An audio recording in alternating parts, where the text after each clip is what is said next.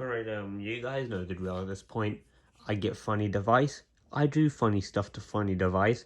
I didn't get sleep because of it. Please send help. Alright, so the original prototype for iOS 7, the public developer prototype, turned 10 years old today. I'm going to be installing on this white iPhone 5 I got here. This is going to be fun, isn't it? Before anyone asks questions, yep, I got all the necessary Cydia stuff. Alright, so as you can see over here, I got the install file. Alright, we got the thing phone plugged in right now. Yeah, you go slash velocity booter, and yeah, it'll go in with the IPSW. Anyways, and now I can turn this thing off. And let's just switch to my iPhone 5 in bird's eye view. This is the part where you pretend that transition was remotely good. Alright, this is the part where we go into the terminal thing. Alright, there we go.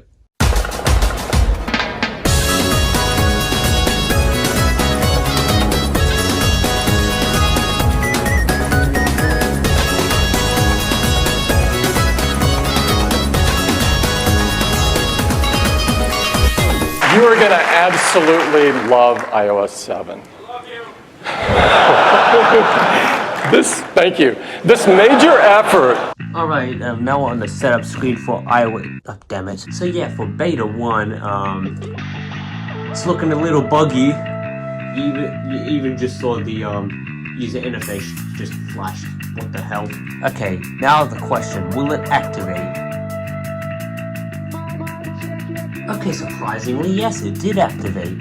How the hell does a very obscure prototype of iOS activate, but a retail copy of iOS 9 on the iPhone 6s doesn't? What the fuck? Okay, welcome to iPhone.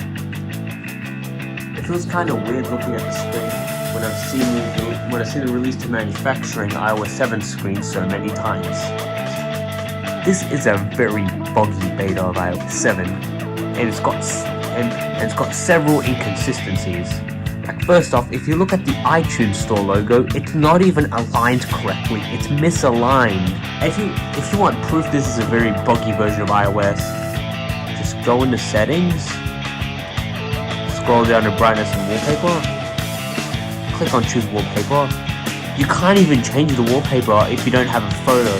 Like, let me take a screenshot. Now you can change the wallpaper for whatever reason. Like, what? Believe it or not, this beta also only introduced 2 wallpapers. This one is only exclusive to this beta, but the other one is what came default on normal iOS 7 install. Anyways, let's get to this dynamic wallpaper. Alright, thank you guys for watching, and I'll see you all in some other video. Till next time, bye.